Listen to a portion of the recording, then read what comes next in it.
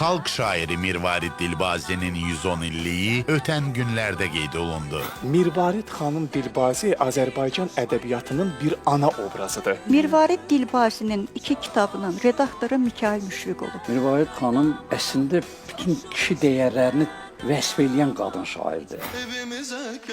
Onun həyatı bir örnəkdir. Bugünkü nəslə. Heç vaxt bərbəzəyətlə işi yox idi. Onun bir makinası var idi. Xoşbaxt idi ki, yazırdı. İstiqlala bağlı bir şair idi. Komünist partiyasının üzvü olmadı heç vaxt. Və bəy qızı idi. Arxiv belə bir yerdir ki, o sənədlərdə onların ruhu, canı, qanı yaşayır. O, əbədi sənəti ilə hər birimizin qəlbində silinməz izlər bıraxır. Yeni sədri Güllü Eldar Tomarlı.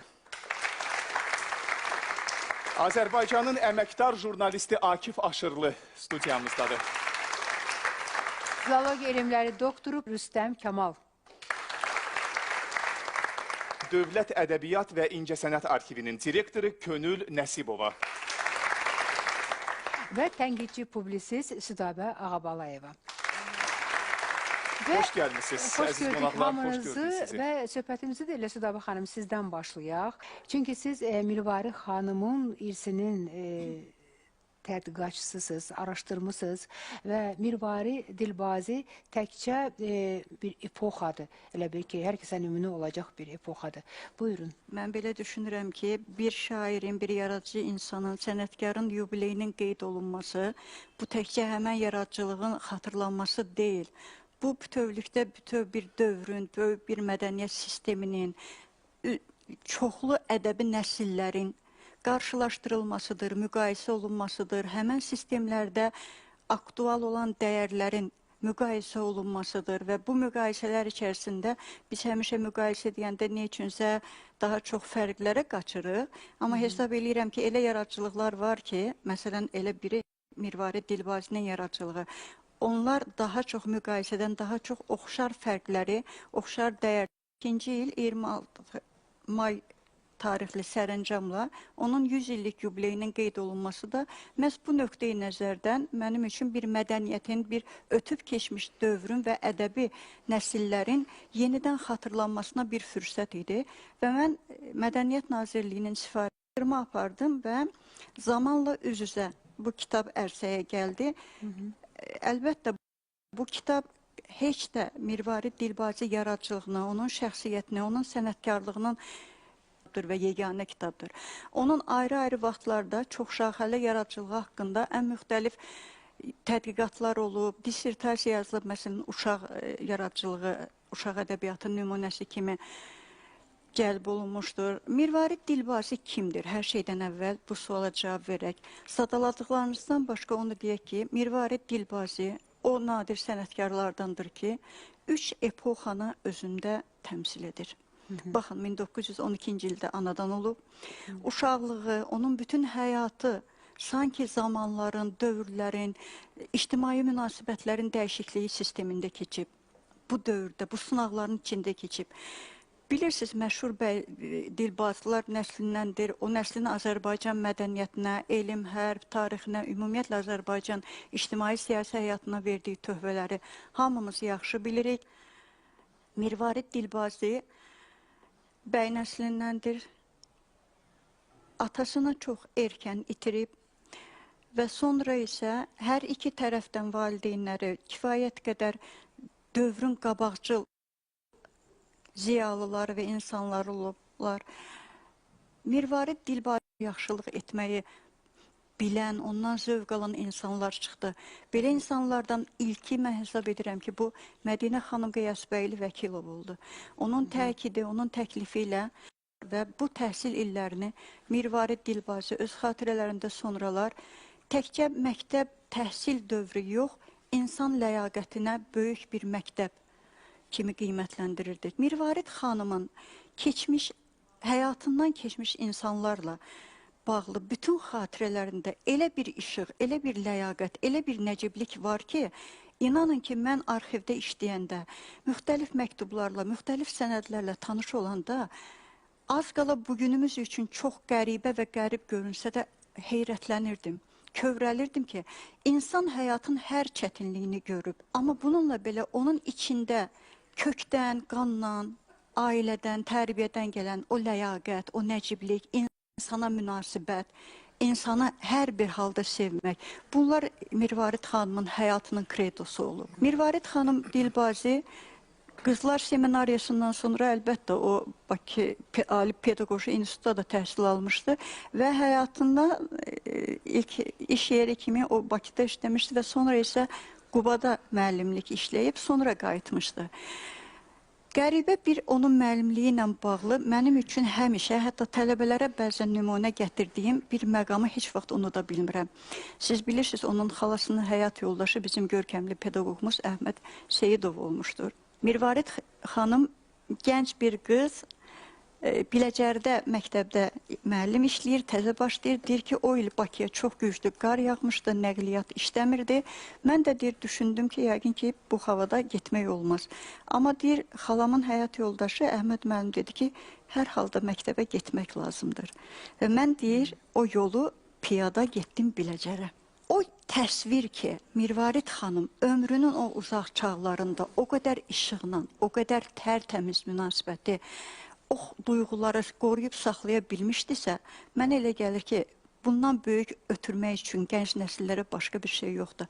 O yazır ki, mən tərəddüdlə də olsa getmək və ondan qayıtmaq və bundan özü üçün həyat dərsi çıxıb, ömrü qürbətdə keçib daxilində. Baxın, sonraki mərhələlərdə Mirvarid Dilbazi təkcə müəllim kimi tanınmadı. Bilirsiniz, onun həm də bədii yaradıcılığa meyli vardı və ilk dəfə Mirvarid Dilbazinin Qadınların Hürriyyəti adlı şeiri, o şeiri ilə ilk mətbu çıxışıyla 16 yaşında xatırlayır ki, mən ora gələndə yılıdan qorxan bir ürkək qızcığaza deyir, o qədər qardaş qayğısı göstərdiyindən qabaq gəlmişdi. Və beləliklə talihin işinə baxın. Mirvarid Dilbazinin sonraki müşfiq repressiyadan sonra bəraət alan zaman o bəraət üçün tələb olundu eləyirdi. Yəni dediyim odur ki, Mirvarid Dilbazi bəzən Azərbaycan Sovet ədəbiyyatı anlayışına nə üçünsə biraz fərqli baxışlar var. Amma hesab edirəm ki, heç bir... Gözəl.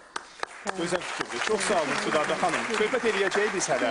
Bilirsiniz, maraqlıdır. Həyatı sınaqlardan keçib. Amma o qədər mərdanə dayanıb o sınaqların qarşısında. Əyilməyib heç bir sınaq qarşısında. Yazan müəlliflərimizdən, yəni ilk müəllifimizdir.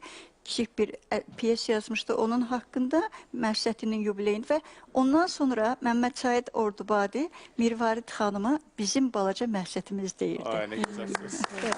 Çox sağ olun. Çox gözəl giriş verdiniz. O qədər geniş əhatə etdi. Artıq burada mövzu var xeyli söhbət eləməyə. Mirvarid xanımın həm də böyüklüyü ondan ibarət idi ki, o insan hisslərini, qadın azadlığını, vətən məhəbbətini bir adı kimi Mirvari dənələri kimi düzürdü sətirlərə. Bu da bir böyüklükdür. Və bugün burada biz də başlasaq bu gözəl mövzudur bir söhbət etmək üçün. Deməli, mənim anamın, əvvəla mən sizə öz təşəkkürümü bildirmək istəyirəm ki, siz əziyyət çəkmisiniz və mənim anamı yad eləmişsiniz və elə bir ki, bugünkü gündə siz əgər bir insan həyatdan gedibsə, onu yada salırlarsa, deməli, bu insan hələ də sağdır. Siz elə bir ki, bütün xoşbaxtlığı şəxsən mənə bağışladınız. Mən anamın səsini eşitdim və mən həmişə arzu edirəm ki, kimin ki valideyni gedibdir, Allah onlara qəni-qəni rəhmət eləsin. Amin. Kimin ki valideyni sağdır, mən deyirəm ki, onların qədrini bilmək lazımdır. Çünki ana və ata çox nadir vəziyyətdə insanlara verilir. Biz monolitdə oluruq, 100 iqrin pilləkənin başındadır. Mənim yadımdadır, mənim cavan vaxtı, o pilləkəni qaça-qaça çıxırdım, gəlib qapını döyürdüm, biraz yavaş-yavaş gəlirdi. Mən də deyirdim, ay ana, sən niyə belə gec açırsan qapını? Deyirdi, çatarsan mənim yaşıma, onda bilərsən niyə adam qapıya gec gəlir. Onda mənə hələ çatmırdı, bu nə deməkdir bu? İndi mən artıq, mənim nəvələrim, yəni ki, anamın nəticələri gəlib qapını döyəndə, mən gələndə qapıya, eyni sözü olar mənə deyəndə, mənə gülmək tutur ki, vaxtilə anam demişdi axı mənə bu sözü. İndi mənim doğulmağım çox qəribə birdir. Deməli, Əminə xanım mənim anamın baldızıdır, mənim bibimdir. Siz də bütün iki tərəfli qohumluq Bəli, bəli. Anamız əmisi oğluna gedib. Bəli, əmisi oğluna gedibdir. Mən iki tərəfli dilbazıyım. Yəni, mən demək istəyirəm ki, artıq anam üzr istəyirəm, minir qatara və Əminə xanım orada Səməd Vurğunun qardaşı Meyitxana tapşırır ki, bəs Mirvari xanım gəlir, onu qarşılayın. Bu insan demə, qatara minəndə yolda bunun üzr istəyirəm, ağrısı tutur. Anamın danışıqlarını, yəni mən eşitdiklərimi deyirəm. Bunu düşürdürlər. Özdə əskər qatarı olur. Təzədən bunu mindirirlər qatara, kupesini dəyişirlər. Anamın adı Mirvariddir. Mənası həyata daxil olmaqdır. Yəni o mənada. Bunlar Miralayevlar ağır Seyid nəsillərindəndir. Anam deyir, oturdu müəllim üzümdə. Bir də gördüm bir cavan qız gəldi qapıya ki, kupenin qapısına ki, bəs mən Medinstdə oxuyuram. Ancaq mən bilmirəm, kömək eləyə bilərəm. Axır ki, o taxtanın üstündə mən dünyaya gəlirəm. Demə, bu olur avqustun 18-də. Çox maraqlı odur ki, belə qəribədir. İndi mən fikir verirəm ki, hər şey Allahın əlindədir. O anda ya mən olmaya bilərdim, ya anam olmaya bilərdi və anamı Gəncədə düşürdəndə təcili yardım gəlir. Və soruşurlar ki, kimdir bu? Anamı göstərirlər və anamın bacısı Yaqut xanım, mənim xalam, sonra nənəm Cəvahir xanım İncə dərəsində olurlar bunlar. O vaxtı da yollar bilirsiniz, indi yaxşıdır da, çox çətinliklə gəlirlər, aparırlar. Məni də, anamı da avqustun 19-unda mənim şəxsiyyət vərəqəmdə yazılıb ki, doğulduğu yer Qazax. Yəni oradır. Amma mən həmişə ad günümü 18-ində doğulduğuma görə həmişə elə eləyirəm. Axı, Mirvari xanımın da doğum günü deyəsən 18-i. Yox, mənim anamın, şairlər bilirsin necədirlər. Şairlərdir, sonra bəstəkarlardır, rəssamlardır. Bunlar yer adamı deyirlər. Bunlar hamısı göy adamlarıdır. Bunlara istedadı Allah Teala dünyaya gələndə hərəsinə bunlara bir istedad verir.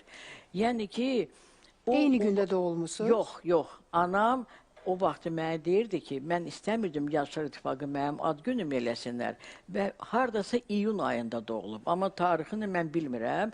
Ona görə o keçirdibdi avqustun 19-una ki, yəni yay vaxtıdır, heç kəs olmasın və bunu qeyd eləməsinlər. O da tarixə belə... Təvəzzöfkarlıqda. O da tarixə baxın. O da tarixə belə çıxır.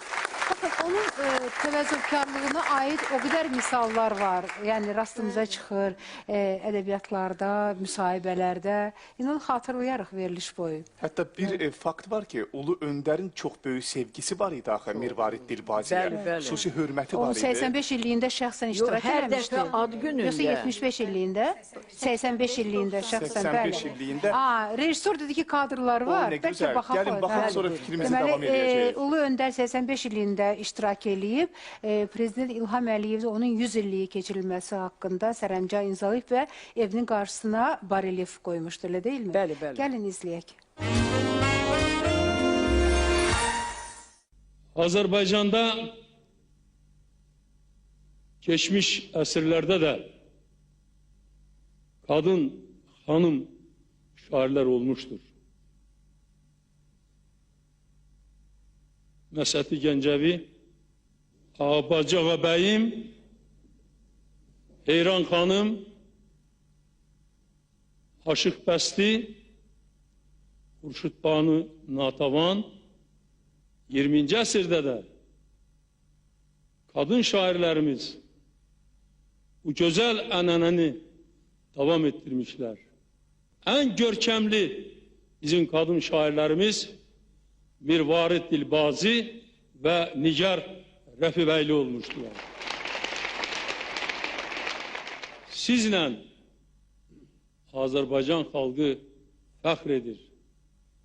Çünki siz 20-ci əsrin tarixi bir şəxsiyyətsiniz. Azərbaycan ədəbiyyatının, Azərbaycan şeirinin klassikisiniz.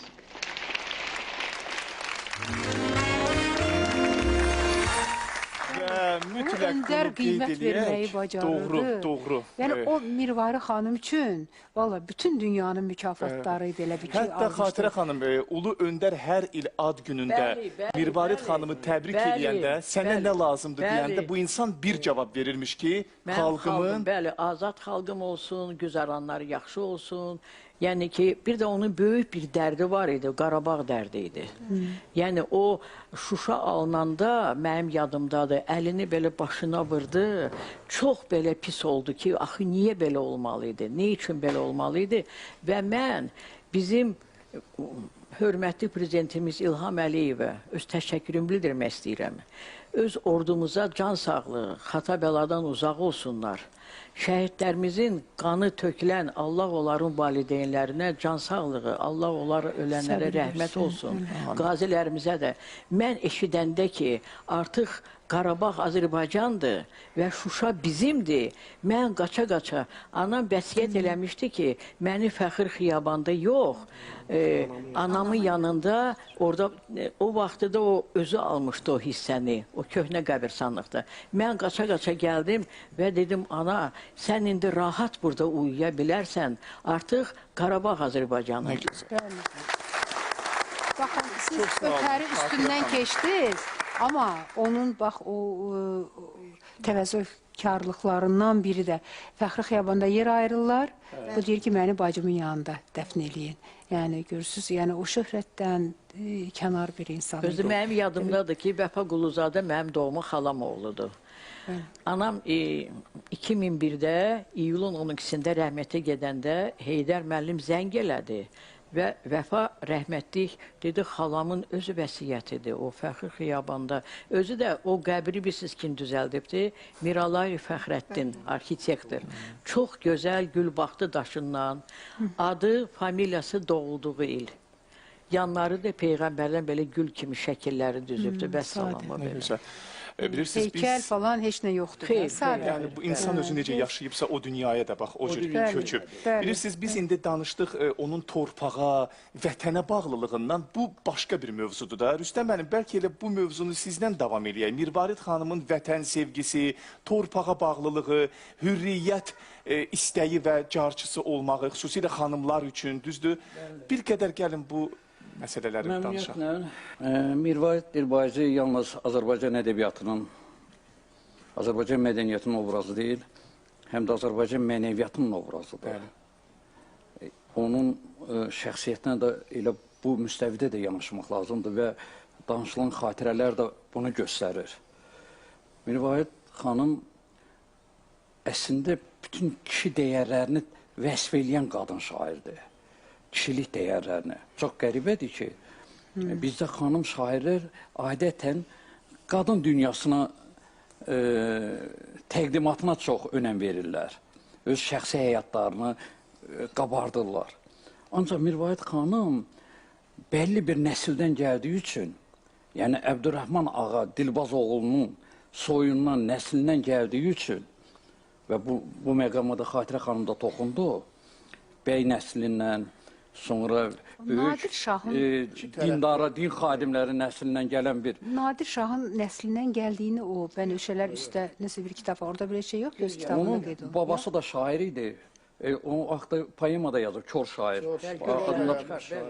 Yəni, babası da şair idi. Ona görə də bütün o dəyərlər özündə ehtiva edirdi, kişilik dəyərlərini. Bizdə də mənəvi dəyərlər, xalqımızın mənəvi dəyərləri deyəndə ən çox da kişilik dəyərləri üstün tutulur da. Yəni bizdə kişilik özü bir dəyərdir, özü bir dəyər. Bəlkə də yeganə Türk xalqıyıq ki, bizdə kişilik özü dəyərdir. Və Mirvarid xanımın iki misrası var. Hər kişidən karvan başı, hər otdan dərman olarmı? Yəni Mirvarid xanım gəlib gənc yaşında da o böyük dəyərlərin daşıyıcısı olan kişilərin də arasına düşmüşdü. Səməd Vurğun, Mehdi Hüseyin, bunlar da o dəyərləri vəsf edirdilər. O dəyərlərin uğrunda çabalayırdılar, çaba verirdilər, mücadilə edirdilər. Və bütün bu dəyərlərin fonunda Mirvarid xanım həm də öz taleyini o qədər bilətdən oxuyanda o balaca piyesi Sadabi xanım dedi, mən bildim ki, Mirvarid xanımın özünün taleyini oxuyuram. Öz taleyini Azərbaycan qadını, əsilli, köhlü, soylu, şəcərəli bir xanım öz vətəninə amanım ağla. Yəni, həm burada etnoqrafik detal var ki, kündələr taxtın üstə, saclar ocaqda qaldı. Yəni bu detallar da bizim xalqımızın çəkdiyi o əzab əziyyətləri, bu murdar düşmənlərin əlindən ki, nələr çəkmişik, bu şeirlərdə də öz əksini ki, o şeir dərsliklərə düşmür. Ancaq son dərəcə gözəl şeirdir və İstiqlal nəğməsi adlanır. İstiqlal nəğməsi adlanır və mən məmnuniyyət olmuşumdan da, həm də pafos baxımından çox qüdrətli bir şeirdir. Tədbirlərində, vətənpərvərlik mövzusunda olanda biz bu şeirləri oxuyurduq. Bu çox gözəl şeirdir. Dəryada məskən tutanım, qanlı köynəklərini mavi sular yuyanlarım, milli azadlığımın qurbanı, qəhrəmanlarım. Siz təməldaşlarısınız xalqımın azadlığına, ruhunuz gəlsin azad xalqımızın şadlığına. Dinləyin şad xəbərin fəryadı ərşə yetənin, sancılıb bayrağımız köksünə azad vətənin. Göz gülür, qəlb açılır, hey baxıb ay parəsinə, döşənib yollarına gör nə qədər qanlı sinə. Millətim qanla yazıb qurtuluşun fərmanını, halal etsin vətənə, qoy o şəhidlər qanını. Haqq sevən xalqı kimi məhbus olan bayrağımız, ona həsrət gözümüz, millətimiz, torpağımız. Sizlərin gözləri ilə ona baxdıqca gülür, ulduzundan bu qaranlıqlara nurlar tökülür.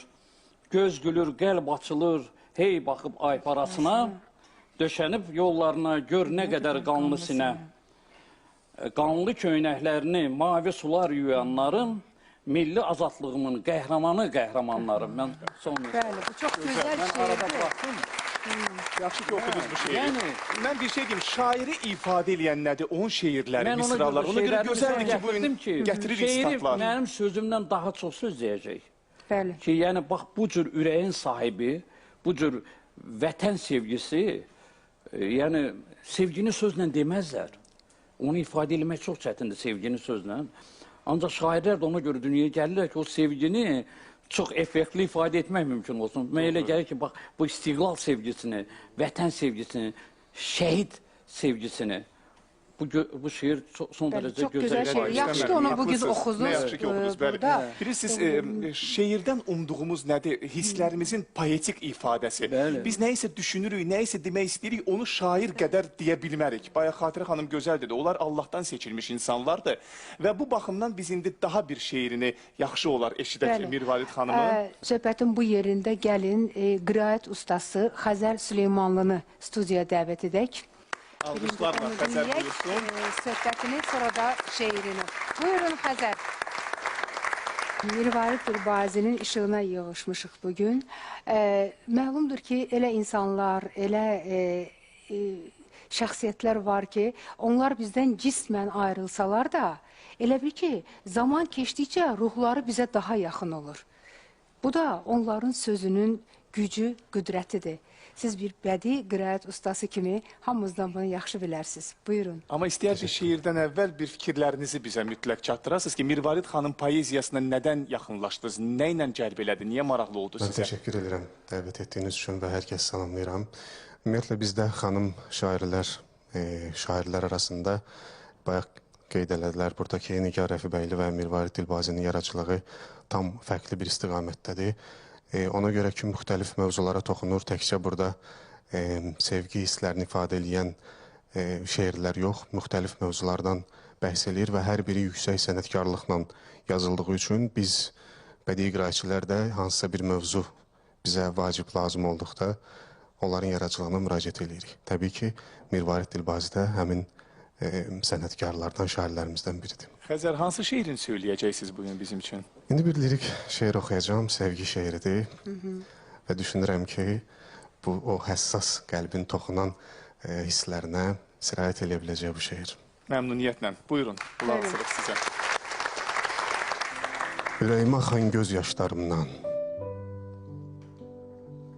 bu dərdi qəmimdən xəbərin varmı? İntizarla dolu baxışlarımdan, könül aləmimdən xəbərin varmı?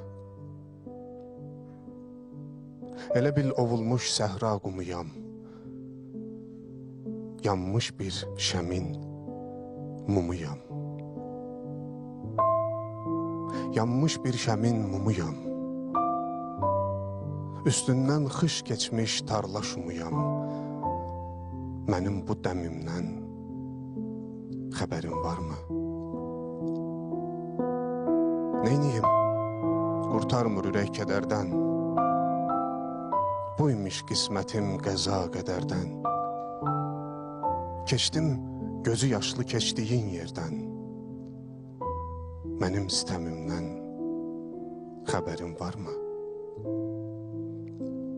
İnsan məhəbbətin qızı oğludur. Əzəldən ürəyim sənə bağlıdır. İndi sənsiz sinəm elə dağlıdır. Mənim matəmimdən xəbərin varmı? İndi sənsiz sinəm elə dağlıdır. Mənim matəmimdən xəbərin varmı? Teşekkür ederim. Çok güzel. Çok sağ olun. Çok güzel. Çok güzel ifa ettiniz. Teşekkür ediyoruz. Hamımız hakim kesilmiştik. Ben- Mirvarid Hanım'ın poeziyasına, sizin qiraətinize çok sağ olun Xəzər. ederim. Minnətdarım. Alqışla yola Sağ salırıq olun. sizi.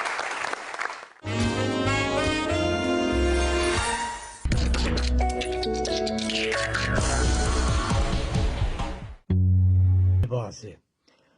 Təbii ki, ədəbiyyat tariximizin 20-ci əsr mənzərəsinə boylananda, baxanda, yəni bu ədəbiyyatımızı Mirvarid Dilbazisiz də təsəvvür edə bilmərik.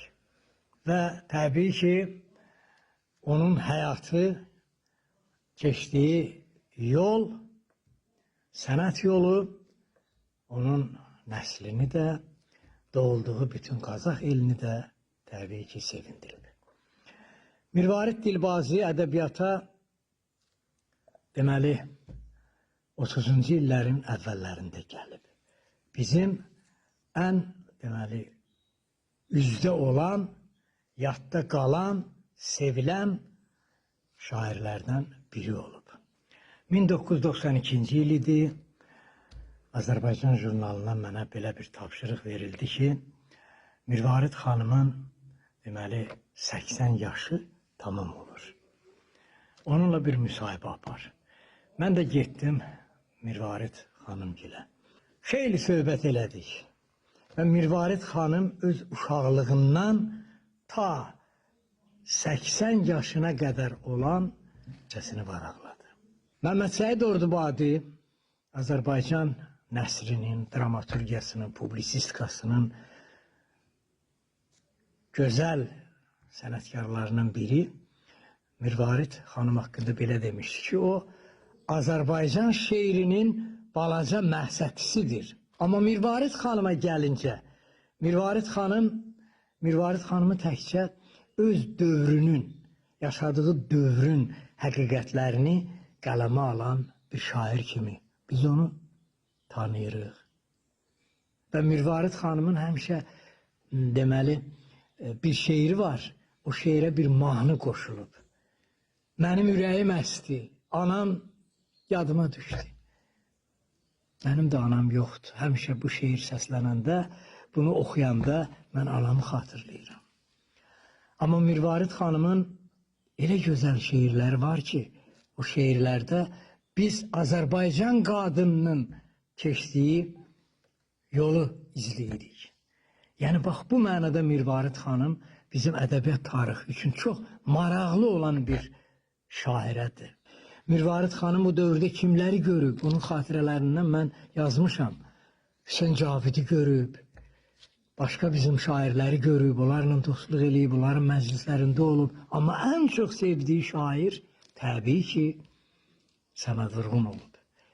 Ümumiyyətlə, mən çox danışa bilərəm Mirvarid xanımın yaradıcılığı haqqında, onun şeirləri barədə, poemaları barədə və Mirvarid xanım bizim poeziyanın doğrudan da böyük nümayəndəsidir. Eşq olsun. Akif müəllim, sizlə davam eləyək. Siz işe başlayanda bir gənc jurnalist olaraq sizə bir böyük xoşbəxtlik nəsib olub. Adətən gənclər işe başlayanda çox tanınmış insanlarla söhbət eləmək qismət olmur onlara. Amma siz ilk müsahibəniz Mirvari xanımdan almışsınız. Mirvarid xanım haqqında mənim danışmağım bəlkə də saatlarla danışardım və çox belə deyək ki, bu mövzu ətrafında o qədər onun yaradıcılığının tutaq ki, miqyası haqqında danışmaq indi bizim ədəbiyyatşünaslar danışır. Mən sadəcə onun şəxsi belə deyək ki, o münasibətlər fonunda Mirvarid Dilbazi obrazını istərdim canlandıram. Əlbəttə düzdür. Mənim ilk müsahiblərimdən biri Mirvarid xanım olub. 7 gün qəzetində 90-cı illər idi, çalışırdıq və planlaşdırmada baş redaktor tapşırıq verdi ki, Mirvarid xanımdan bir yaxşı müsahibə götürmək lazımdır. Mövzu nə idi? Çünki Salih müəllim də, siz də burada əyləşənlər də hamımız bilirik ki, 90-cı ilin əvvəllərində Azərbaycan Sovet ədəbiyyatının ən böyük simaları haqqında müxtəlif fikirlər səsləndirilirdi. Məsələn, Səməd Vurğun haqqındakı bunun partiya şeir yazıb, komsomola şeirləri var. Bunların müasir Azərbaycan ədəbiyyatında artıq yeri yoxdur.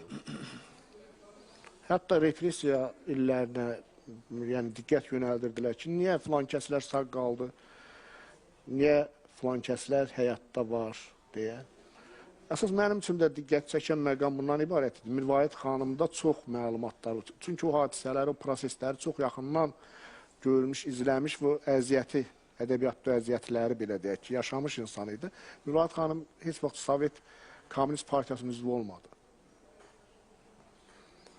Mirvarid xanımın həyatını müəyyən bir səs Cumhuriyyət dönəminə təsadüf edir. 8 yaşı var Cumhuriyyət devirləndə. Sonra həyatının böyük əksəriyyəti Azərbaycanın Sovetlər dönəminə təsadüf elədi və nə xoş ki, ancaq nə də belə deyək ki, məyusuyuq ki, Azərbaycanın müstəqillik dönəmini də gördü, yaşadı, ancaq o yaşantıların içərisində böyük faciələr var idi. Qarabağ itkisi vardı. Mirvarid xanıma bax, mənim ilk müsahibəmdə mən bu sualları vermişdim və xüsusən də Səməd Vurğun haqqında. Məsələn, Mirvarid xanım danışırdı ki, Səməd Vurğun bu yay klubunda deməli, möhtəşəm bir tədbirlər, poeziya tədbirləridir, şairlər öz şeirlərini deyir. Bu çıxırdı, deyir, tribunuya, alovlu danışırdı və zal qalxırdı, ayağa alqışlanırdı. Səhər deyir, Səməd Vurğunu küçədən keçəndə çox üzgün, çox belə məyus, belə çox təsirli bir obrazda görürdüm. Və deyirdim ki, ay Səməd, niyə belədir? Bax, o dünənki Səməd Vurğunun etdiyi o çıxış, alovlu çıxış, sabah Səməd Vurğun o vəziyyətdə fiziki baxımından, psixoloji baxımından, müəyyən deyək, danuslarla, müəyyən o təzyiqlərlə sıradan çıxartmaq və o alovu, o istedadı belə deyək ki, məhdudlaşdırmaq üçün, sıradan çıxarmaq üçün, təzyiq göstərmək üçün görün nə cür vasitələrdən istifadə olunur. Mirvarid Dilbazi ana tərəfdən eyni kənddənir və deməli həmişə söhbət edəndə təkcə bir müsahib kimi müsahibə götürməmişəm. Mirvarid Dilbazidən bir neçə müsahibənlə yanaşı 90-cı ildən ta 95-ci ilin, 96-cı ilin ortalarına qədər mütəmadi əlaqələrimiz olub. Hətta ondan kim müsahibə götürürdük, məni soruşardı ki, o balaca jurnalist var idi, o haradadır? Mən gedirdim. Bir sizlə maraqlıdır. Bax, ora gedəndə, siz onun evinə gedəndə artıq o tanınmış, yəni belə bir şairə idi. Ora gedənə qədər nə düşünürdünüz? Onun evinə gedəndən sonra nəyi gördünüz? Yəni, düşüncələriniz təzad oldu mu, yoxsa eyni idi mi? Çox çətin idi. Yəni ki, o telefonla mən zəng elədim. Mirvarid xanımla telefonla danışdım və müsahibə üçün razılaşdırdım. İnandırım sizə ki, onda da bloknotda müəyyən qeydlərim vardı. Mirvarid xanımı görmüşdüm, yəni televiziyadan görmüşdüm. Sonra Səməd Vurğunun yubiley tədbirlərində biz gedirdik Qazağa. Bu Göyəzən deməli stadionu var, idman mərkəzi var. Orada Səməd Vurğunun yubiley tədbirlərinə gələrdi. Məsələn, İsmail Şıxlı, Yusuf Səmədoğlu, Vaqif Səmədoğlu, Mirvarid Dilbazi. Biz də orta məktəbdə oxuyurduq və bizi aparırdılar o tədbirə. Belə görmüşdüm, ancaq əyani təmas təbii ki, mənim üçün çox çətin idi. Mirvarid xanımın yaradıcılığını nə yaxşı ki bilirdim. Yəni onun şeiriyyətini demək olar ki, əzbərdən bilməsəm də bilirəm. Məsəl üçün repressiya illərindən bağlı o danışardı. Çox məsələn belə deyək, həyatının ən çətin dövrlərini paylaşıbdı mənlə müsahibələrində. Qazaxıstana gedir və babasının qəbrini axtarır. Bunun babası Mustafa ağa, deməli Miralay. 37-ci ildə repressiya olunubdur. Bayaq dedim, ana babası. Gülləliyiblər deyəsən, Yəni, sonra dayısı Vəli ağa, bu Aral gölündə bunu batırıblar. Bu çox faciələr yaşamış bir, yəni həyatında çox ağırlar görmüş bir şairə idi. Ancaq, yəni istiqlala bağlı bir şairə idi. Bayaq mən dedim, bu Komünist Partiyasının üzvü olmadı heç vaxt. Və bəy qızı idi. Yaşayışı da bəy qızı kimi sadə, təvəzzökar. Məsələn, mən qapını döydüm, özü açdı qapını, sanki bir nənəmi gördüm, anamı gördüm, bir bəy qızını gördüm, danışı, duruşu, söhbəti, içəriyə qonaq otağına dəvəti. Məsələn, orada çox sadə bir, yəni belə təvəzzökarlıqdan da olsa, yəni bunu demək lazımdır. Şimdi gedirsən, çox böyük təmtaraqlı süfrələrin filan şahidi olursan. Ancaq burada təmtaraq yox idisə, burada böyük bir mənəviyyat var idi. Təmtaraq onun daxilində idi, adama ruh verirdi. Məsələn, həmişə deməli, Mirvayət xanımın bir Quran kitabı vardı və Quran kitabının yanında da əski əlifbada İstanbulda çap olunan Seyid Nigarinin qəzəlləri. Mənə dedi ki, oğul, o kitabı, Quranın yanındakı o kitabı mənə ver. Verdim kitabı, açdı və Seyid Nigarinin Qarabağla bağlı şeir, qəzəlini oxudu. Bu nəyə işarəsidir? Qarabağda baş verən hadisələri, yəni o xatırladı. Yəni daxilən Qarabağdakı o itkiləri acıyırdı. Məsələn, onu düşündürən bir ictimai, belə deyək ki, düşündürən məsələlərdən biri nə idi? Oxu mədəniyyətinin olmamağı, getdikcə azalmağı, hamının kitab çap eləməsi. Elə böyük şairin, xalq şairinin kitabı Son Pillələr idi. Adını mən deməli, indi bilmirəm o kitab. Deməli, o Son Pillələr kitabını yazıçılar nəşriyyatına vermişdi. Dövlət dağı təzə yeni qurulurdu. İmkan yox idi filan. Yəni, bunun o kitabının çapı böyük bir problem idi. Mənə bunu bölüşürdü. Ümumi lider Heydər Əliyevlə görüşündən sonra mən soruşdum ki, Mirvayət xanım, bu sizi dəvət elədi, görüşdünüz. Yəni, sizin təəssüratınız nədir? Çox böyük ümid bəsləyirdi. Ki, yəni, burada artıq ədəbiyyata, mədəniyyətə olan diqqət qayğı artacaq, əvvəlki vəziyyətə gələcək. Şairlərə münasibət, yazıçılara münasibət əvvəlki tərzinə qayıdır. Bax, bu cürə, yəni Mirvayət xanımın düşüncələri vardı. Soruşurdu mənimlə, məsələn, tutaq ki, Daş Salaqlı, o kəndi, uşaqlığı o kənddə keçmişdi. Babasının dediyim kimi yurdu, məktəb eləmişdir. Çox ağrıyırdı ki, məsələn, o məktəbi sonra dağıtmışdılar. Ki, niyə o məktəbi dağıtdılar? O məktəbi uşaq bağçası eləyərdilər, ya başqa bir, nə bilim, belə təyinatda istifadə eləyərdilər deyə. Çox, yəni, Mirvayət xanımın, indi dediniz, məsələn, bacısı da, Yaqut xanımın özü də yazıcıydı. İndi onun adını çəymədilər orada. Yaqut xanım Dilbazinin Ağ Yasəmənlər çox möhtəşəm bir kitabı, romanı var. Bunun babası kör şair, indi danışdır Rüstəm müəllim. Bu kör şair Qazaxda indi Məşəl, o Qazanın mərkəzindəki o Məşəl deyilən o yerdə böyük bir, deməli, orada şeylər, o daşlar olur, yəni qayalar olur. Qayaların üstündə həmişə oturub şeirlər deyərmiş. Və Türkiyənin özündə də bugünkü tədqiqatçıların əsərlərində, bizim ədəbiyyatşünasların da əsərlərində var ki, Cavad xana ilk mərsiyəni yazan adam olub. Bunun babası olub. Mirvayət xanım, bax, bu cürə, bilirsiniz, təlatümlərdən, həyati təlatümlərdən keçmiş, gəlmiş insan idi. Mirvayət xanım heç vaxt, yəni, bizi gedirdi, bizə bir oğul kimi, nə bilim, bir nəvə kimi yanaşırdı. Ömrünün son illəri idi, rəhmətli Zənimxan Yaqubla mənə zəng elədi Zənimxan Yaqub, dedi ki, nəşriyyatdasanmı, redaksiyadasanmı? Dedim, hə. Dedi, Mirvayət xanım xəstədir, gəlirəm, səni də götürək gedək. Sazını da götürdü. Zənimxan Yaqub. Amma ayaq üstə gəzirdi adam. Ayaq üstəydi. Ayaq üstə. Biz gedəndə, deməli, içəri girdik, bu çarpayda uzanmışdı.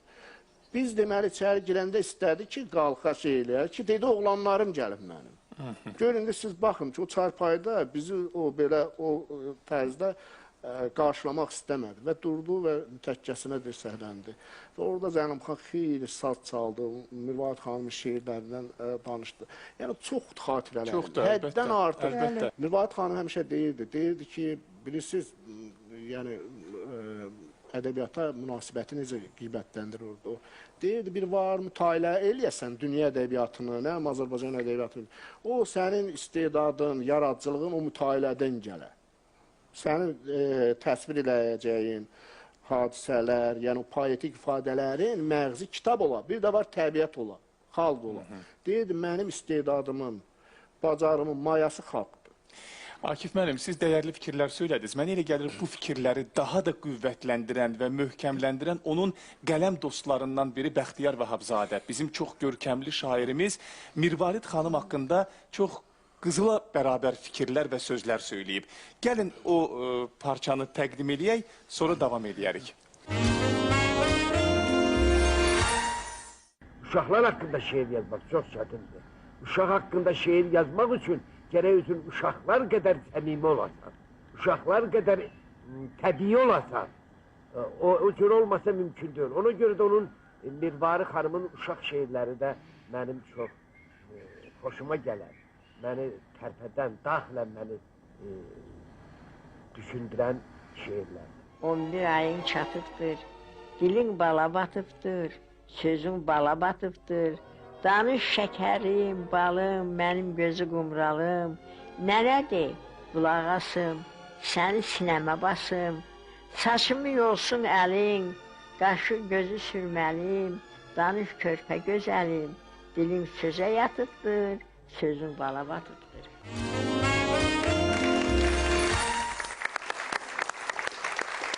Könül xanımla biz davam edək söhbətimizə. Könül xanım, arxiv sənədləri ilə bağlı Mirvarid xanımın siz bilirəm ki, bir çox faktlara sahibsiniz. Buyurun, onlardan bizə danışın.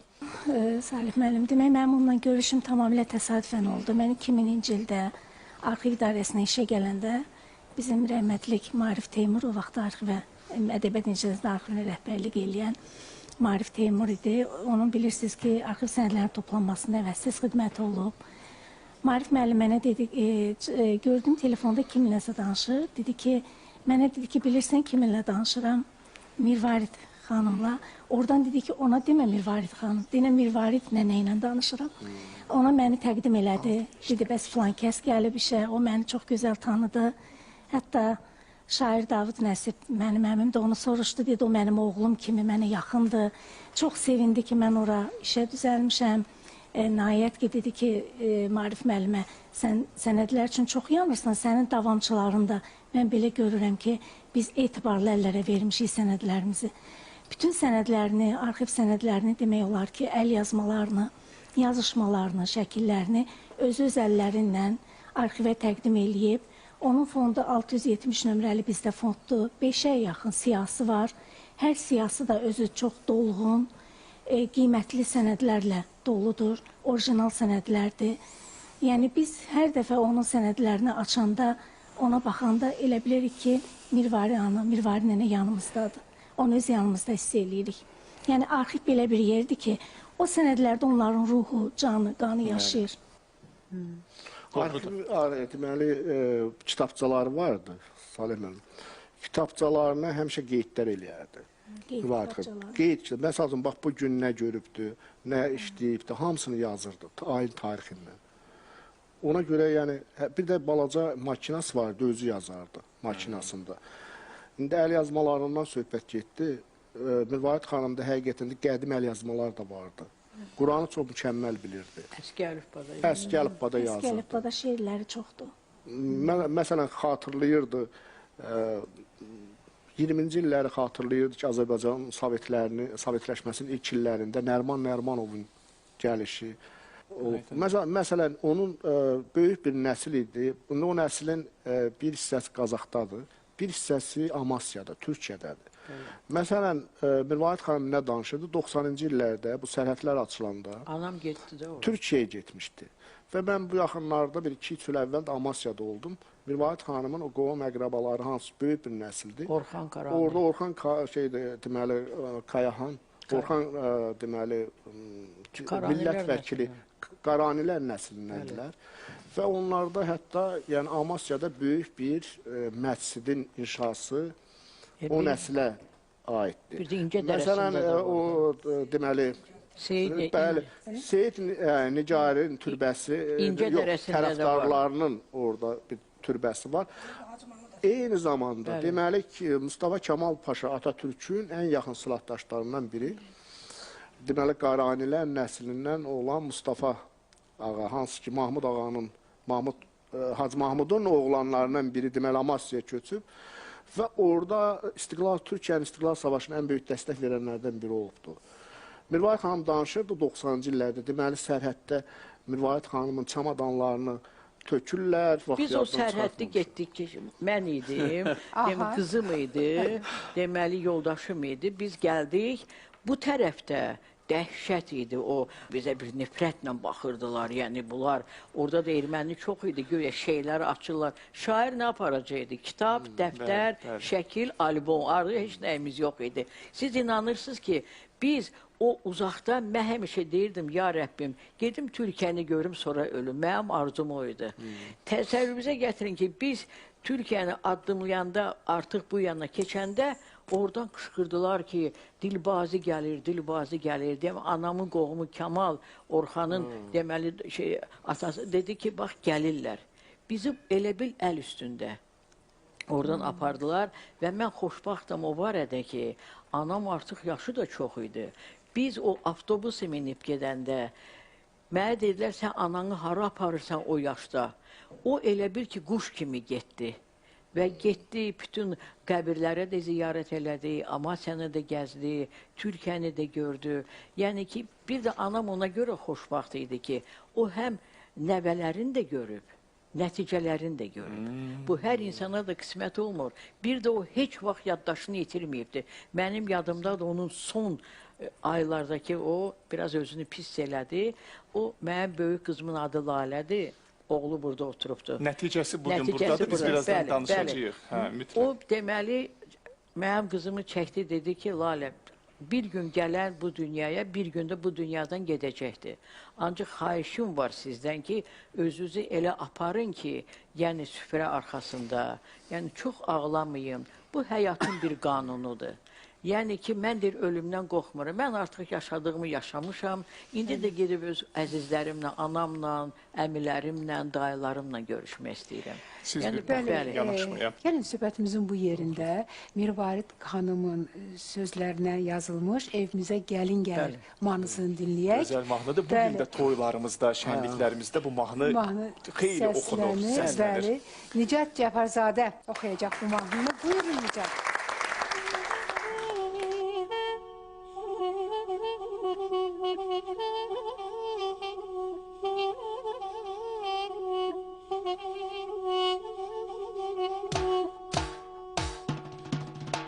Evimizə gəlin gəlir, sığalayıb telin gəlir. Evimizə gəlin gəlir, sığalayıb telin gəlir. Görüşünə elin gəlir, görüşünə elin gəlir hey. Çıraqları gör yandıraq, gör yandıraq. Bəy gəlini şadlandıraq, şadlandıraq. Çıraqları gör yandıraq, gör yandıraq. Bəy gəlini şadlandıraq, şadlandıraq.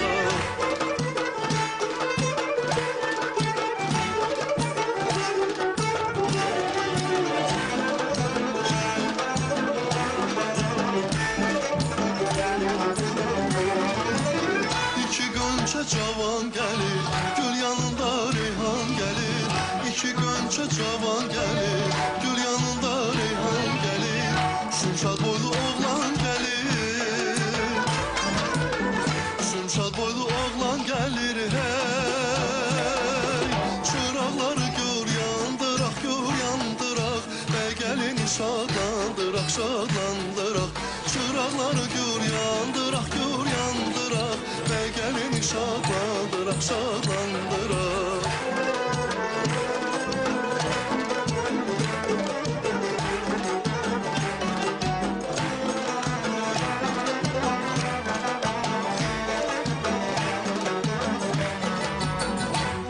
Bəzəyib şamlar əlini, asta gətir bəy gəlini.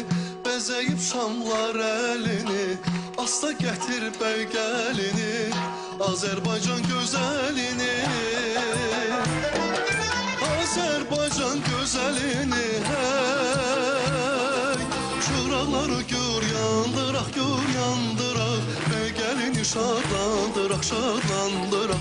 Şuraqları gör yandıraq, gör yandıraq, bəy gəlini şadlandıraq, şadlandıraq. Aşıqlar çalsın sazları, aşıqlar çalsın sazları, rəqs eləsin el qızları, el qızları, el qızları. Evə sevinç vərək gəlir, bir işıqlı ürək gəlir, hey.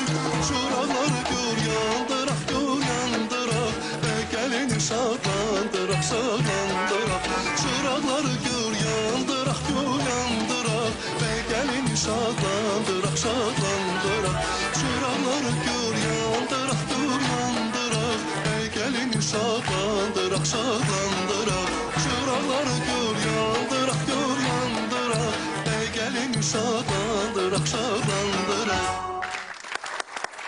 Nicat Cəfərzadə, çox sağ olun. Çox sağ olun Nicat. Təşəkkür edirik. Dillər əzbəridir bu Anam mahnı. bu mahnını Vəfa Quluzadəyə həsr eləmişdi. Doğrudan. Bəli, xanım. Oo, nə maraqlı faktdır. Ağabacı xanım da bizə gəlib tez-tez gedirdi.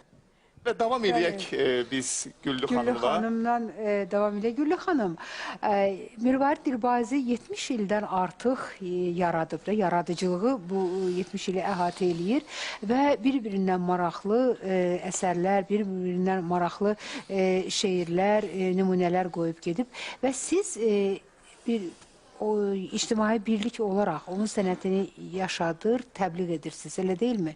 Qabağınıza və onun kitablarını qoymuşsunuz, sonra da yazılarınız var. Buyurun, nədir bunlar gətirmişsiniz? Bu Mirvarid Dilbazidə, bu el dərdli el qızı da bugün sabah köçəcəkdir. Görən onu bu millətdən kim necə yad edəcəkdir? Alimlərin, igidlərin, şairlərin, hanı dünya, fani dünya, fani dünya. Azərbaycanın ilk qadın xalq şairi Mirvarid Dilbazi. Mən də sizlərin əziz tamaşaçılar, elə Mirvarid Dilbazi Poeziya Məclisi adından salamlayıram. Bugün Mirvarid Dilbazi ruhu şaddır. Ona görə ki, onun sizin kimi vətən oğulları, vətən qızları anır, onu vətəni anır. Bugün cismən aramızda yoxdur. Ruhu bəlkə də buralarda dolaşır Mirvarid Dilbazinin. Mirvarid Dilbazi bu dünyadan köçdü, getdi. Nurunu burada qoydu, getdi ki, biz onun nurundan nur alaq. Onun işığından işıqlanaq. Bugün əlbəttə ki, onun çırağı gür yanır. Xatirə xanım kimi qızı var. Belə qeyrətli vətən övladları var Mirvarid Dilbazinin. Biz də böyük ehtiramla, məhəbbətlə onun poeziyasının vurğunu kimi Mirvarid Dilbazi Poeziya Məclisi yaratdıq və bu Poeziya Məclisində biz onun yeni kitablarının nəşrinə çalışırıq. Mirvarid Dilbazinin Bənövşələr isə Göz Yaşları kitabını elə bu il 110 illik yubileyinə töhvə olaraq araya ərsəyə gətirdik. Bəli, təkrar nəşrini araya ərsəyə gətirdik. Ona görə ki, Kiril əlifbasından Latın qrafikasına keçirdik ki, bugünkü nəslə mütləq bu kitab oxunmalıdır. Elə Mirvarid Dilbazinin öz həyatı haqqındadır. Onun həyatı bir örnəkdir. Bugünkü nəslə. Biz də Azərbaycan Respublikasının qeyri-hökumət təşkilatlarına Dövlət Dəstəyi Agentliyində layihələr veririk. Layihələrimizdən biri oldu ki, Mirvarid Dilbazi Azərbaycanın ilk qadın xalq şairi, Mirvarid Dilbazinin 110 illik yubileyini keçirdik və Mirvarid Dilbazi az saytı yaratdıq. O da ki, doğrudan çox vacib idi. Onun bütün külliyyatını köçürmüşük və o sayta yerləşdirmişik və bu ildə bizim ikinci layihəmiz nə oldu? Mirvarid Dilbazinin yaradıcılığı milli mənəvi dəyərlərimizin halal mayasından qidalanıb. Mirvarid Dilbazi o qədər millidir ki, Mirvarid Dilbazinin yaradıcılığında sanki öz nənəni görürsən, ananı görürsən, keçmişi görürsən və keçmişə köklənirsən və bizim də bu ilki layihəmiz oldu ki, Azərbaycan Kəlağayısı minillərin yadigarı və bu il film hazırlayırıq, sənətli film ictimaiyyətə təqdim edəcəyik Və beləcə Mirvarid Dilbazi yaradıcılığından nurlanırıq, bəhrələnirik, zənginləşirik. Yeni kitabların araya ərsəyə gəlməsinə çalışırıq. Qazaxda Mirvarid Dilbazinin 110 illiyi İcra Hakimiyyətinin, Qazax Xeyriyyə Cəmiyyətinin və Mirvarid Dilbazi Poeziyasının birgə təşkilatçılığı ilə möhtəşəm tədbiri keçirildi. Gəncədə keçirildi, Ağsuda keçirildi. Silsilə olaraq yenə davam edir. İcazə versəydiniz bir şeirini deyərdim. Əlbəttə. Buyurun, Ne güzel olar. Bir gün məni qız gəlinlər yerli yersiz danladılar.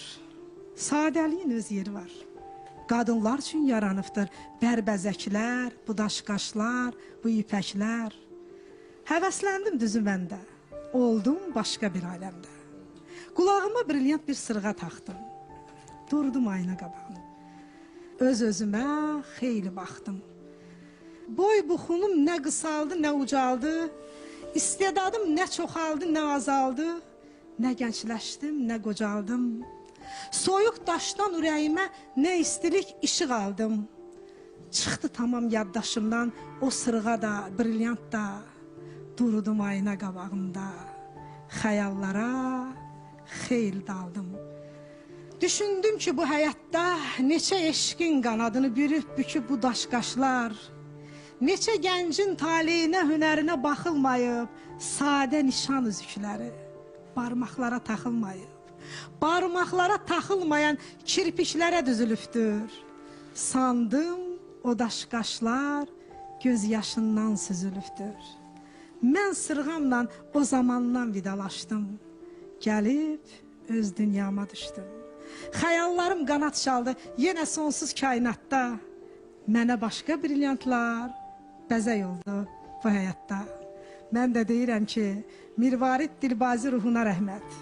Söhbəti müqəddəs, sözü müqəddəs, ömür yolu gül bağına bənzəyir, cığırı müqəddəs, izi müqəddəs.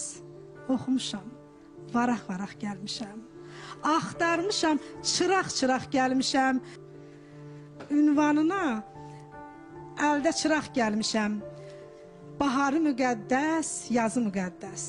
Aşikardır, nə gizlindir, nə sirdir. Güllü onun qüdrətinə əsirdir, xalqa bağlı, yurda bağlı şairdir. Söhbəti müqəddəs, özü müqəddəs. Ruhu şad olsun. Çox sağ olun, çox sağ olun. Çok sağ olun. Çok güzel olar. Biz Mirvarid Dilbazi'nin öz səsində onun şeir ardından daha bir şeirinə qulaq asaq. Bilirəm ki, Xatirə xanımın da ürəyincə olacaq anasının şeirini, sözünü, səsini təkrar Siz məni ağlada bilərsiniz. Yox, biz ağlada biləcəyik sizi. Biz bərabər bugün fəxr hissi ilə tanışırıq və göstəririk Mirvarid xanımı. Buyurun. Oturmuşdum bir gün bəxtdən gileyli, gözündə, gönlümdə şikayət meyli. Bir gün dilə gəlib söylədi, baxdım. Başına şeirdən incilər taxdım. Sana qanat verdim saf xiyallardan. Xətərsiz keçirdim çətin yollardan. Sənə ağıl, şuur, düşüncə verdim. Bütün xəyalları çox incə verdim. Duydum mənasını, bütün varlığın, sevincin, kədərin, baxtiyarlığın. Xətrin əziz oldu, sevdin, sevildin. Analıq hissinin zövqünü bildin. Günəş işığı ilə qarışdı qanın, oldum şair qızı Azərbaycanın. Lalə yarpağıyam, lalə ləçəyiyəm, bir acı külək, saldı torpağımdan uzağa məni. İlk bahar yelləri nə zaman görək, qaytarar bir daha o bağa məni. Oradakı bülbüllər nəğmə bəstələr, oradakı kədəri sevinç üstələr, oradakı şeirimə yeni ruh gələr, ürəyim şadlanar, isinər qanım, səni istəyirəm Azərbaycanım. Səni istəyirəm Azərbaycanım, ana körpəsi tək, mən ətəyindən tutaraq bir addım atmaq istərəm. Bu ağır yataqdan dura bilməsəm, mən sənin qoynunda yatmaq istərəm.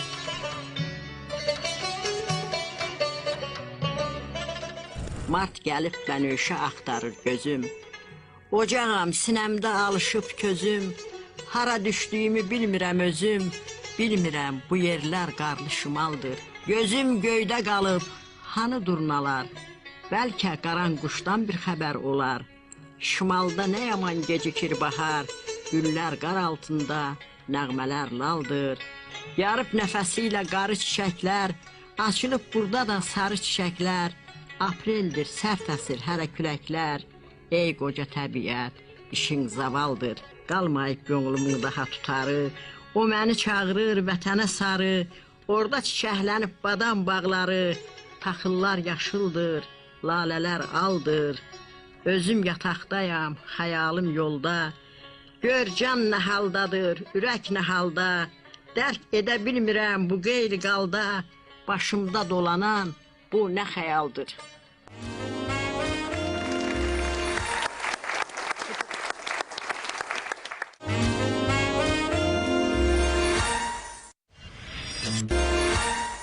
Bayaq sadəlikdən danışdı o brilyantdan. İndi mən bir dənə bəlkə də yeri deyil qoyayım. Niyə? Əhvalatdır, danış. Çox maraqlı bir insan idi. O heç vaxt bərbəzəyətlə işi yox idi. Onun bir makinası var idi. Akif gələndə bütün günü xoşbaxt idi ki, yazırdı. Məsələ ondadır, bütün günü çalışırdı bu. Özü maraqlı bir şeydi ki, belə də sadə geyinirdi evin içində, o kənd arvadları kimi görmüsünüz də o. Bir gün mən evdəyəm, görürüm qapı döyülür, həmişə qapıya mən qaçırdım da, qoymurdum, görüm kimdir, nədir. Gördüm bir nəfər ki, buyurun açın, bəs Mirvari xanıma Nəbi Xəzir bir kitab göndəribdi, nəsə də kitab, ayrı şey yox. Anam, dedim, mən də danışmıram, bu aldı kitabı, kişi belə baxdı, bu Mirvari xanıma çatacaqdı, yoxdur mu özü? Dedi, yox, deyir, bəs mən deyir, onun qulluqçusuyam. Özü belə cavab verir. Bəli, bax, onun mən öz qulağım, dedim, amma niyə elə deyirsən? Deyir, mən bu bitbası ondan. Yəni, o sadəlik. Necə maraqlı. O özü bəy nəslindən idi, bəy qızı idi. O sadəliyi idi sadəcə. Elə xalqa da onu sevdirən o sadəliyi idi. Bugünkü biz ondan belə ağız dolusu danışırıq. O səmimiyyət və sadəlikdir Mirvarid Dilbazini ucada saxlayan. Bir də məsələ deyim, o bayaq sizə danışdım. Yaşlar İttifaqında 3 dənə maşın gəlmişdi, Qazi 24. Birinin Nüsrət Kəsəmənli götürdü, biri bizim idmançı, biri də anam öz puluna götürdü. Hələ də o həyətdə dayanıb o maşın. Doğrudanmı? Bəli, hələ də xoddadır, üzr istəyirəm. Həyət yoldaşım o da institut fizikada çalışır. Orada elmlər namizədidir. Biz hərdən bir şair bağı var. O vaxtı bağ tikməyə icazə verilmirdi. Mənim də anamın kitabı çıxmışdı. İmişlidən Finski domik deyirlər də, taxta ev gətirmişdilər. Bəli. Günlərin bir günündə mən də əl yazmalarında işləyirdim. Heydər müəllimin qızı Sevil gəldi, oturdu. Mən də o saat qayıtdım, dedim ki, Sevil, bəs mənim anam bir taxta alıbdı. Taxtaların yarısını oğrayıblar da, bağı tikə bilmirik. Elə oldu ki, 2 gündən sonra Qurban Xəlilov zəng elədi bizə ki, bəs Mirvari xanım, Heydər müəllim icazə veribdi bağı. Bugünkü günə qədər, əgər yolunuz işdi Salih müəllim, düşəcəz bir şahıya, bir şair bağını gəlib burada görəcəksiniz. Əsl bağdır belə. İndi mən hərdən Güllü xanım görübdür. Bilirsiniz necədir?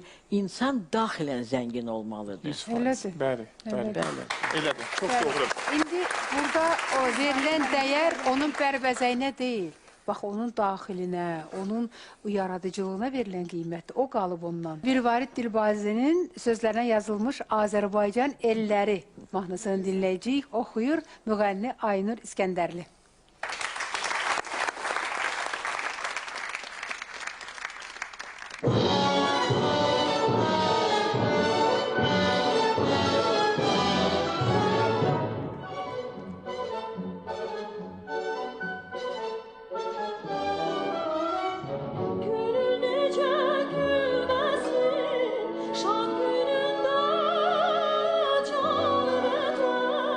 Elinde halk bayrağı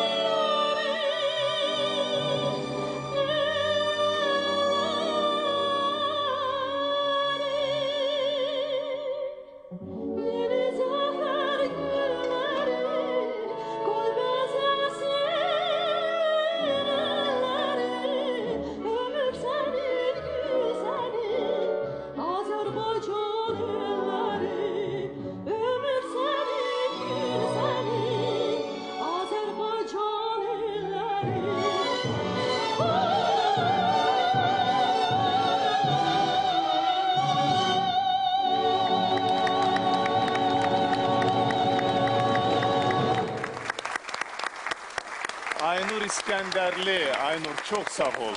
Çox sağ ol, çox təşəkkür edirik. Davam eləyək biz söhbətimizə. Südabə xanım, mütləq sizinlə toxunmaq istəyirik uşaq şeirlərinə və uşaq mövzusuna Mirvarid Dilbazinin yanaşması və həssaslığı. Yəni, uşaq dünyasını duymaq bu başqa bir şeydir və onun qədər bunu mükəmməl edən ikinci insan yox idi. Mirvarid Dilbazi o az sayılı şairlərdəndir ki, onun uşaq şeirləri o qədər sistemli, yəni uşağın yaş qrupu nəzərə alınaraq, daha bütövlükdə, məsələn, indi çoxu necə eləyir, üzr istəyirəm, nəvəmə, kimə şeir yazdım və onu harada dərc elətdirim, onu kitabıma salım. Yox, bu deyildi. Baxmayaraq ki, Mirvarid xanımın da əlbəttə öz yaxınlarına, doğmalarına şeiri vardı, təbiidir. Amma bu heç vaxt şəxsi hisslər çərçivəsində deyildi. Məsələn, Mirvarid Dilbazinin uşaq yaradıcılıq şeirləri ilə bağlı Əzizə Əhmədovanın çox gözəl bir, maraqlı bir yazısı vardı yazıçının. Məsələn, yazıçının yazısı yaradıcılığına müraciət etməsi bu çox az hallarda, çünki həm də kifayət qədər obyektiv olur. O sistemli yazıların içərisində Mirvarid xanım uşağı təkcə əzizləmir. Uşağa, ay mənim ailəmin sevinci, belə baxmır. Mirvarid xanımın uşaq ünvanlı şeirlərində bir vətən, sabahın vətəndaşına müraciət var. Bax, maraqlı olan bir şey budur. Bu mənada Mirvarid Dilbazinin uşaq şeirləri, bəli, bugün də uşaq ədəbiyyatı tariximizdə ən qabaqcıl, necə deyirlər, nümunə olan şeirlər siyahısındadır. Maraqlı bir səhifədir. İkinci bir məqam, Mirvarid Dilbazi çox təəssüf ki, ömrünün son illərində ən ağrılı bir mövzuya, uşaq qəbrinə şeir yazmalı oldu. Uşaq qəbirlərinə onun şeirləri var. Mən deyim sizə ki, o şeir səviyyəsində hələ ki, o mövzuda belə bir şeirlərə rast gəlmədim mən.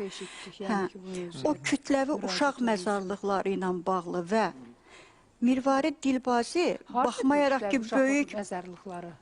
O getdiyi yerlərdə də olub. Məsələn, bayaqda toxunuldu bu məsələ, o repressiya qurbanı ailəsi idi, özü getmişdi və sonra isə Azərbaycanın 90-cı illərdə yaşadığı o fəlakətləri, 20 yanvarda, 20 yanvar hadisələri başlayanda, indi deyirdilər bayaq ki, nə bilim, bunlar Sovet dövründə yaşayıblar. Mirvarid Dilbazi, o nəsil, o qədər hadisələrə çevik reaksiya verdilər. Ona görə yox ha, onlar növbətçi, aktual mövzulara müraciət edirlər. Onların vətəndaş mövqeyidir. Və bu nöqteyi nəzərdən 20 yanvar hadisələrinə ilkin reaksiya verənlərdən biri də Mirvarid Dilbazi idi və qəribədir. İlk əlbəttə sarsıntıdan sonra insan əlbəttə hər şeydən əvvəl o bir qadın idi, bir ana idi. Bir ana kimi, millətin anası kimi yanaşırdı. Amma qəribət olsa, onun o şeirlərində ağlamaq, sızlamaq yoxdur. Ümidsizlik yoxdur, əlacsızlıq yoxdur. Deyir ki, şeiri qələmlə yox, qılıncla yazaq. Bayaq Rüstəm müəllim toxundu. Baxın, qadın diskursundan çox danışılır ədəbiyyatda, amma qadın poetik nəfəsində bu qədər kişi mövqeyi yanaşılması və dəyərlərə münasibətdə də baxın, o özünü ayırmadı. Dedi ki, qələmə sarılmaq, qələmlə yox, biz həm də şeirimizi qılıncla yazmalıyıq. Və o qılıncla yazılan, bəli, ana olanda. İkincisi, Mirvarid Dilbazinin o illərdə də, bütövlükdə də, mən arxiv materialları ilə işləyəndə də bir şeyi hiss elədim. Baxmayaraq ki, o qadın, xüsusilə baxın, Mirvarid xanım o qədər belə ipək kimi zərif, nəcib, kövrək, amma bütün yaradıcılığı onun məktubları ilə tanış olduğu, onun o hələ çap olunmayan bayatları ki, mən arxivdə rast gəldim və sonra biz onları elə 100 illik yubileyində Azərbaycan jurnalında böyük bir hissəsini dərc elədik ilk dəfə və hesab edirəm ki, Mirvarid xanımın arxivi yenidən işlənməlidir, yəni diqqət yenə də olmalıdır. Mirvarid xanım üçün mövzu anlayışı təkcə uşaq deyildir. Bilirsinizmi, onun yaradıcılığında iki istiqamət vardı. Həmişə qadın mövzusuna müraciət edib. Amma qadın mövzusuna müraciət eləmək qadından yazmaq deyil. Mirvarid Dilbazinin yaradıcılığındakı bu mövzunun digərlərindən fərqi odur ki, Mirvarid Dilbazinin o obrazı qadınlıq idi. Mirvarid Dilbazi qadına yox, qadınlığa müraciətlə yazırdı. Niyə yaza bilirdi bunu? Onun nəslindən bayaq Əbdürrəhman ağanın adını çəkdilər. Mirvarid Dilbazinin tapındığı dəyərlər onun nəsil şəcərəsindən gələn dəyərlər idi. Məsələn, Şahnigar xanım Rəncur, o nəsildəndir. Seyid Nigari Nəqşibəndilik təriqətinin ən fəal üzvlərindən biri olub. Mirvarid xanım həmişə o Şahnigar xanımı da tez-tez xatırlayırdı.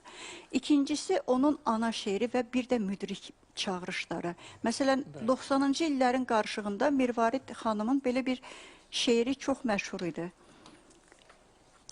Bir xalqın başında aqil, mötəbər, bir ağıllı bir başçı olmasa əgər, o xalqı qurd nədir? Tülkülər yeyər. Baxın, o nöqteyi nəzərə, hər sənətkara nəsib olan bir şey deyildir. Bayaq dediyim kimi, uşaq mövzusuna toxundu, amma kifayət qədər, o qədər incə ayrıntılarla hər kəsə haqqında ilk əsəri yazdı. Bədii obrazını gətirdi Azərbaycan ədəbiyyatına. Şeirə də qadın hürriyyəti ilə gəlmişdi. Ondan sonra, baxın, təkcə bu millilik anlayışı, məsələn, bizim yazıçılarımızın bəlkə də ən böyük üstünlüyü bilirsiniz nədir? İndi biraz millət deyəndə, milli düşüncə deyəndə çox məhdud düşünürlər. Amma Mirvarid xanımın da yaradıcılığı bir çox həmkarları kimi. Onlar bəşəri düşünürdülər. Bax, üstünlükləri və böyükləri budur. Çünki heç bir bəşər mədəniyyəti milli olmadan yaşaya bilmir. Baxın, Əlcəzairli qız Cəmiləyə yazdığı poeması o qədər məşhur idi ki, və sonra isə o təkcə Aliyə Rüstəmbəyevadan yazmadı. 90-cı illərdə Qaratel poemasını yazdı. Bəli, Qaratel də bilirsiniz ki, düşmənə, əsir düşməmək üçün özünü öldürmüşdü. Yəni, dediyim odur ki, Aliyə olsun, Cəmilə olsun, Qaratel olsun, Mirvarid Dilbazi özü öz yaradıcılığında qadınlığın, xüsusilə də Azərbaycan qadınlığının obrazını yaratdı. Ona görə yarada bildi ki, özü o obraz ola bilmişdi. O dəyəri daşıya bilmişdi artıq. Özü o dəyər ölçüsünə çevrilmişdi. Çox sağ olun. Bizim bugün studiyamızda Mirvarid Dilbazinin nəticəsi iştirak edir. Xatirə xanımın nəvəsi. Nazim Xanlarov. Nazim Xanlarov. Mikrofonu götürüm, yaxınlaşım. Bir nəticəsinin də ulu nənəsi ilə bağlı fikirləri, düşüncələri maraqlıdır. Özü də görüb, düzdür Xatirə xanım, Mirvarid xanımı görüb. Buyurun, qalxın zəhmət olmasa. Gəlin alqışlayaq Nazim qardaşımızı. Mikrofonu təqdim edeyim sizə Nazim. Buyurun, bayaqdan bəri danışırıq, yəqin ki, sizin də artıq ürəyiniz dolub söz demək üçün. Mən çox minnətdaram ki, hər kəs indi buradadır. Müxtəlif adamlar yığışıb, mənim ulu nənəmdən danışırlar, onun yaddaşını, işləri, poeziyasını yada salırlar ki, növbəti gələn adamlar, cavanlar onu bilsin, oxusun, dinləsin. Mən onu itirmişəm, 13 yaşım var idi.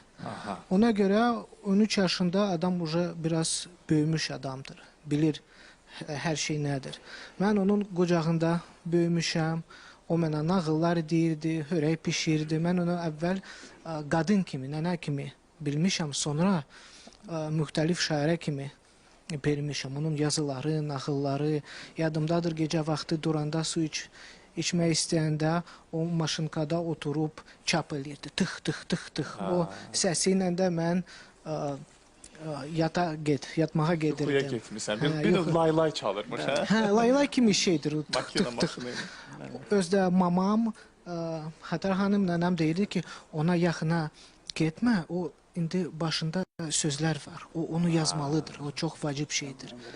Mən də oturub Azərbaycan dilini çox sevirdi. Həmişə məktəbdən gələndə Azərbaycan dilindən görə o vətənpərvərlik, yaxşı oxumaq, kitab oxumaq, kitabxana getmək, o çox vacib şeylər idi. Nə qədər onun kitabları var idi, ruçkaları var idi, kimsə padarak kimi verirdi, o birisi öyrətən idi, mənə verirdi ki, mən nəsə yazım. Yazmağa sevirdim. Çünki 90-cı illərdə biraz Hasan tapılmayan şeylər idi. Ona görə də mən oxumaq da sevirəm, kitab oxumaq, yazılarla bağlı şeyləri də sevirəm və hər şeyi, o mənə deyən şeyləri də yadımdadır, mənlə yaşayır. O mənim bir hissəsimdir. Nə gözəl, nə gözəl. Allah can sağlığı versin, Nazim. Şad oldum. Nə gözəl ki, tanış olduq. Nazimin yanında daha bir qonaq əyləşib. Yasəmən xanım, bir qalxın, zəhmət olmasa biraz önə gəlin ki, sizi də görək daha yaxşı. Buyurun. Çox sağ olun. Mənim qohumluğum nətər çatır Mirvari xanımla. Mənim atamla Mirvari xanım əmi oğlu, əmi qızıdırlar. Və bildiyiniz kimi Dilbazi nəsli bəy nəslindəndir. Atam Mustafa, o 2 institut tutarıb, çox ziyalı ailədən idilər. Ona baxmayaraq, mənim yadımdadır, atamla Mirvari xanım çox mehriban idilər. Həmişə bir-birinlə məsləhətləşirdilər, nə lazımdır, kim düz dedi, kim düz demədi. Yəni, məsləhətə həmişə bir-birinə baxırdılar. Burası var idi. Özdə Mirvari xanım, mən onu yadımdadır ki, çox mərd qadın idi. Elə bir ki, evin dirəyi idi, kişi kimi qadın idi, heç kimin qabağında əylən deyil idi. Hər bir insana mehribançılıqla yanaşırdı. Və onu demək istəyirəm ki, mən özüm məktəbli olanda, mən də şeir yazırdım. Şeir yazırdım, amma utanırdım göstərməyə. Bir gün atam dedi ki, bəs sən də zəhmət olsa göstərgin, məsləhətləşginən. Mən onu göstərəndə, oxuyanda mənə belə baxdı, dedi da, biraz Rusçada danışırdı da, səndə də var, qanımızda akasca var bu məsələ. Deyir ki, seyirə, yazginən. Sonra elə oldu ki, Medinst'a qəbul oldum. Mailimi attım Tibə. Tibə, indi bugünə çox sağ ol, çox razıyam. Yəni, sənətimlə həkim işləyirəm. Gözəl, uğurlar arzu edirik sizə Yasəmən xanım. Çox sağ olun. Çox sağ olun. İndi isə Mirvarid Dilbazinin Hüseyin Cavid haqqında fikirlərini dinləyək. Cavid əfəndini hər gün mənim bu evimin qabağından 37-ci ildə əlində əsası yavaş-yavaş gedirdi. Mən hiss edirdim ki, bu nədir, mənəvi nədir bu, həyəcan keçirdi. Siz bilirsiniz ki, o illər nə qədər dəhşətli illər idi. Nə Cavid əfəndinin adını çəkmək olardı, nə Müşfiqin adını çəkmək. Ümumiyyətlə, xalq düşməni vurulan adamlara adını çəkmək mümkün də deyildi. Ancaq mən 82-ci ildə bir şeir yazdım. Cavidi vətənə gətirən oğul. Cavidi o dəhşətli ildə onun Sibirdən qəbrini axtartdırıb, onun müqəddəs sümüklərini vətənə gətirtmək çox böyük hünər istəyirdi, çox böyük. Çünki oradakılar deyəcək, bu millət xadimidir ki, bu milli insandır bunu ki, Cavid axtaran, bu milli adamdır. Buna baxmayaraq, bax, o vaxtda mən Heydər Əliyevi kəşf eləmişəm. Varlığı həqiqət, yoxluğu yalan. Cavid, ey üstadlar... Bütün sözlər sanki deyildi, biraz da alim üçün danışmaq belə xatirələrin qovşağında bu danışmaq çox çətin olur. Əlbəttə, Mirvarid xanım bizim uşaq ədəbiyyatının həm də gündə onun o uşaq poeziyası, mən bilmirəm nə cür onun niyə uşaq poeziyası, o əslində oradakı vəsf olunan dəyərlərin böyük əksəriyyəti həm də elə böyüklər üçündür. Böyüklər üçündür və həmişə də bu xalq nə qədər ayaqda durursa, bu xalq mövcuddursa, o şair bilirsiniz, hər tərcümeyi hal Salih bəy, talih üçün yaramır. Yəni, onun talih kimi danışmaq mümkün olmur. Yəni, sən bəlli bir tərcümə ilə yaşaya bilərsən, ancaq sənin talihin, Qaratelin də, deməli, Cəmilənin də, Məhsətinin də tərcümə halı həm də onun talihidir. Talih, yəni o qəhrəmanların talihini yaradır. Talih yaranında isə obraz yaranır, personaj yaranır. Personaj yox, qəhrəman yaranır. Mirvarid xanım qəhrəmanlığı sevirdi. Qəhrəmanları sevirdi və qəhrəmanları sevirdi. Ona görə də onun qadın qəhrəmanları da elə bil ki, çünki bizdə qəhrəman deyəndə adətən kişi obrazları yadımıza gəlir. Yəni dastanlarımızda da, yəni qəhrəman deyəndə kişilər. İndi də elədir. Ancaq Mirvarid xanım qadın qəhrəmanlarını da o kişi qəhrəmanların sırasına daxil edə bilmişdi. Onun öz Bu həm də onun Çünki özü incə dedim, qəhrəman onun idi. mənəviyyatından gəlirdi. Mirvarid xanım o dəyərləri qiymət verirdi. Bax, Heydər Əliyevə dəyər verirdi. Niyə? Hansı qəhrəman ki, millət uğrunda şair ürəyi ona əsər həsr eləyirdi. Mirvarid xanım son dərəcə, qoy mən onu da xatırlayım ki, ona o sıxmaq çox çətindir. Eyni zamanda sadəliyin içində Çox də bir çətindir. böyüklük var. Özü də, Doğru. onun fəlsəfəsi də, fəlsəfəsi yox idi. Qurama hardansa uydursun, hansısa dəyərlər, kosmopolit dəyərlər. İncə kimsə dedi, Bilməsin mənə, amma bir bənövşə gülü gətirə bilər. Bəli, biz Kitabı da biz elə məsələn adlanır. gedirdi rayona. Bənövşə, ətri. Nədən bu gülə belə xüsusi sevgisi O var? neyse o bir şehir onlarda eşitmişəm, anamın şehri deyil o. O biz rayona da gedəndə, bağa da gedəndə mən fikir verirəm, xanım gətir. Və yeri gəlmişkən onu deyim ki, uşaq kitablarından danışdılar, uşaq poeziyasının. Mirvarid Dilbazinin bugün Latın qrafikasında heç bir uşaq şeirlərinin kitabı yoxdur. Biz Çiçəkdən Çiçəyə kitabını Milli Məclisin Mədəniyyət Komitəsinin sədri Qəndərə Paşayev ictimaiyyətə təqdim edəcək və kitabxanalara paylanacaqdır. Doğrudan da Mirvarid Dilbazinin uşaq şeirləri bizim körpə balalarının dilinin səlis olmasına, nitq mədəniyyətinin zənginləşməsinə, formalaşmasına yəni rəhmətlə mi anacaq, ya sönəcək yandırdığım bir ocaq. Və özü də sanki öz şeirinə cavab yazır ki, öz içindən yanan bir ocağam mən, yandıqca yenə də yanacağam mən. Və şair Barat Vüsal'la biz belə qərara gəldik ki, onun haqqında yazılan yazıların olan kitabın adını öz içindən yanan bir ocağam mən. Bu kitabı da bu yaxınlarda işığınızı görəcəkdir. Çox sağ olun. Mən təşəkkür edirəm Güllü xanıma. Biz hamımız Mirvarid Dilbazinin mənəvi evlatlarıyıq. Onun şeirlərlə böyümüşük. Orta məktəb dərsliklərində Mirvarid Dilbazinin şeirlərini oxuya-oxuya vətəni sevmişik. Vətən anlayışımız. Mən ona demişəm ki, deyinən ki, mən onun evladıyım. Çünki Mirvarid xanımın yalnız bir kitabı Latin qrafikasından dərc olunmuşdu. Hamısı Kiril əlifbasındaydı. O şeirlərin hamısını topladı. Ümumiyyətlə o şeirləri elektronlaşdırdı. Bugün bilirsiniz ki, həyatımızda paralel şəkildə peşəkar jurnalistika ilə yanaşı sosial media şəbəkələri çox önəmlidir. Rol oynayır. Biz istəsək və istəməsək belə o sosial media şəbəkələrində Mirvarid Dilbazinin öz səsində şeirlərinin səsləndirilməsi, onların kitablarının çap olunması, məqalələrin yığılması məhz böyük bir işin, böyük bir belə deyək ki, dəfə sənədlərini götürəndə Güllü xanıma mən onları təqdim elədim.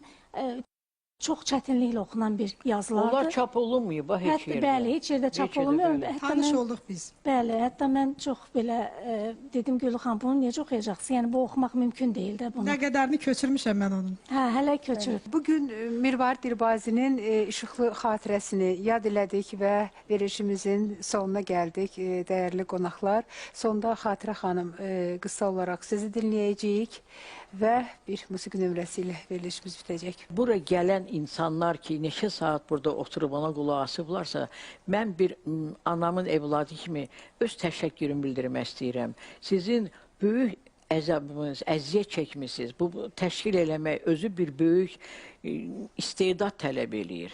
Çox sağ olun. Biz sizə təşəkkür edirik. Çox sağ olun. Siz sağ olun, var olun. Mirvarid Dilbazi yaradıcılığını, onun ruhunu şad eləyirsiniz. Yəni ki, Güllü xanım İctimai Birliyin sədridir. Təbii ki, siz də onun bir qızı olaraq, yəni onun bütün o arxiv materiallarını verənsiniz. Çox sağ olun, var olun. Hər verilişdə deyirik ki, elə insanlar, şəxsiyyətləri var ki, onlar haqqında keçmiş zamanda danışmaq olmur. Onlardan biri də Mirvarid Dilbazidir və Mirvarid Dilbazinin yaşadığı binanın qarşısına xatirə lövhəsi vuranda yazıcı, dramaturq Akşin Babayev dedi ki, Mirvarid Dilbazi dünyasını dəyişib, ancaq o ikinci həyatını yaşayır. Ola bir dənə də söz deyim mən. Üzr istəyirəm sizin hamınızdan. Mənim anamın xatirə lövhəsini ora vuranda, mən bilsin necə olurdu. Mən evə o qapıdan girə bilmirdim. Mən fırlanırdım evin dal tərəfindən. Deyirdim, ilahi pərverdigara, yağış yağır, qar yağır. Ay mən oradan keçə bilmədim. Yəni məni Ruhu çox şad olsun ağır. Mirvarid xanım, anlayırıq sizi. Əslim dilbazilərdən, mərdlər böyüdən yerdən, südüm mələk südüdür, sərbətim nəğmələrdən, özüm də dilbaziyəm, Azərbaycan qızıyam. Nə qədər böyük, nə qədər gözəl bir fikir. Mirvarid Dilbaziyə həsr olunmuş bu gözəl verilişimizi, musiqisi Mikail Vəkilova aid sözləri, yenə də Mirvarid Dilbaziyə aid məşhur Tufanla Oynama mahnısı ilə bitirəcəyik. Bu mahnını çox istedadlı və gözəl Emilə Yaqubova ifa eləyəcək. Sizin isə hər birinizə dərin təşəkkürümüzü bildiririk. Sağ olun, təşəkkür Sağ olun, ruhu şad olsun Mirvarid xanımın.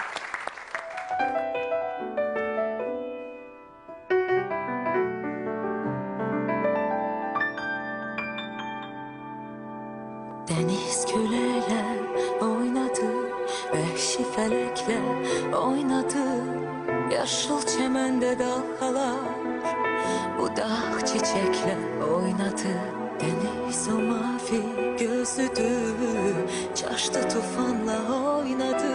Yürekle canla oynadı, coştu içinden kaynadı.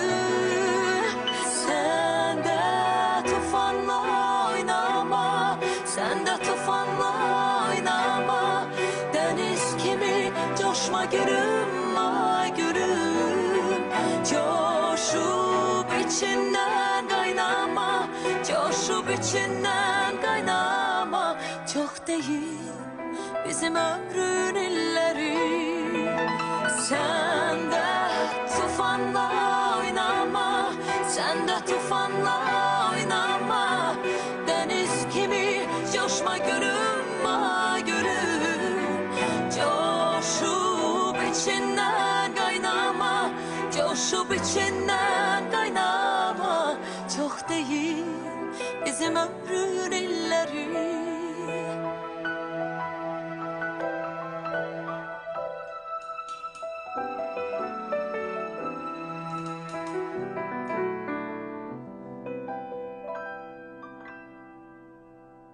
Bu eşki sürdü birce gün, bir gün oldu bu toy düğün. Kesildi sonda ses seda, deniz yoruldu büsbütün. Uçtu vefası aşıkın, gitti deniz küleyleri. Sustu o mavi gözlü kız, sustu o nəğmə sesleri. Sen de içinden kaynama, coşup içinden kaynama. Çok değil bizim ömrün illeri. Sen de tufanla oynama, sen de tufanla oynama. Deniz gibi coşma gülüm, ay gülüm. Coşup içinden kaynama, coşup içinden kaynama. Çok değil bizim ömrün illeri.